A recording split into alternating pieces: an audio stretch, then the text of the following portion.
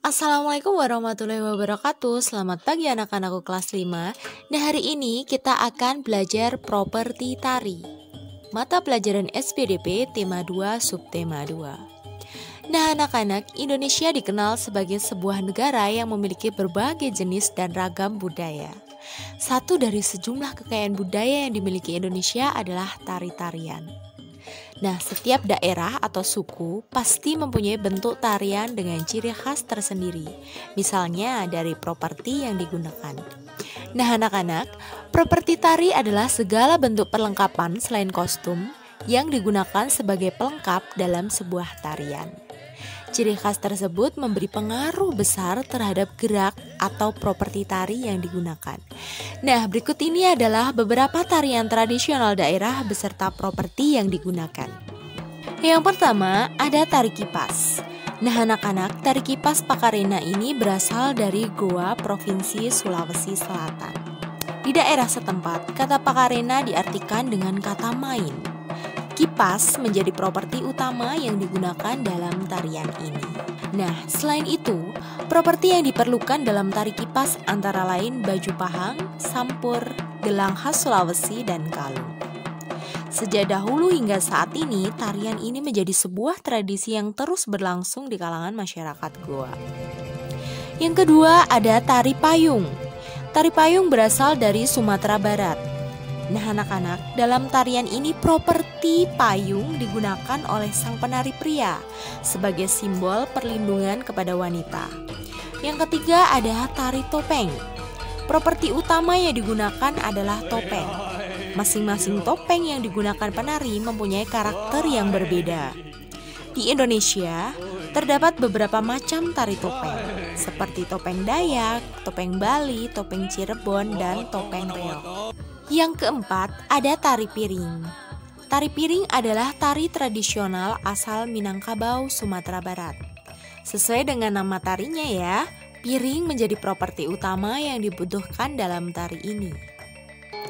Dan selanjutnya ada tari lilin. Tari lilin adalah tarian tradisional Sumatera Barat yang menggunakan lilin sebagai properti utamanya. Tarian ini dilakukan oleh sekelompok penari dan dilatar belakangi oleh musik yang dimainkan oleh sejumlah musisi. Nah, setiap penari memegang lilin yang menyala dan diletakkan di sebuah piring. Mereka kemudian menari dengan gerakan hati-hati sampai pada akhirnya lilin menjadi padam. Nah, selanjutnya kita akan membahas persiapan pergerakan seni tari.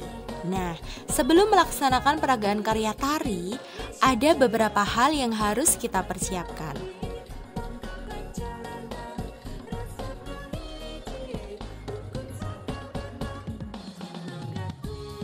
Tujuan dari persiapan itu agar peragaan karya tari berhasil dengan lebih baik dan pantas untuk ditampilkan di depan orang lain.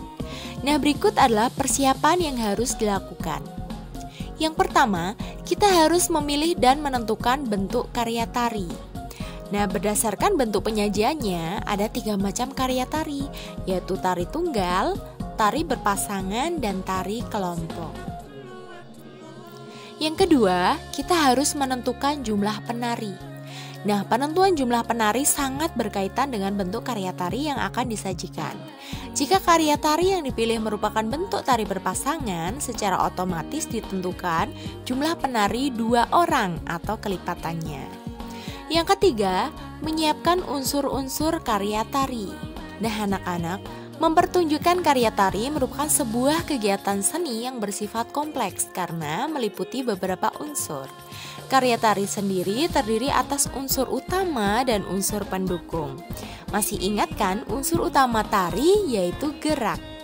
Nah, sebelum dipertunjukkan di depan orang lain, latihan-latihan pergerakan gerak tari harus dilakukan. Nah, apa saja yang termasuk unsur pendukung karya tari? Nah, yang pertama, properti tari. Properti perlu dipersiapkan sejak awal dan selalu dipakai sejak saat latihan pergerakan gerak tari. Yang kedua, iringan tari. Nah, saat ini iringan tari bisa kita dapatkan dalam aneka bentuk rekaman, baik dengan pita kaset maupun CD. Yang ketiga, busana atau kostum tari. Setiap karya tari memerlukan busana yang berbeda. Busana tari harus sesuai dengan tema tari. Nah anak-anak, itu tadi tentang properti tari. Semoga materi hari ini bermanfaat ya.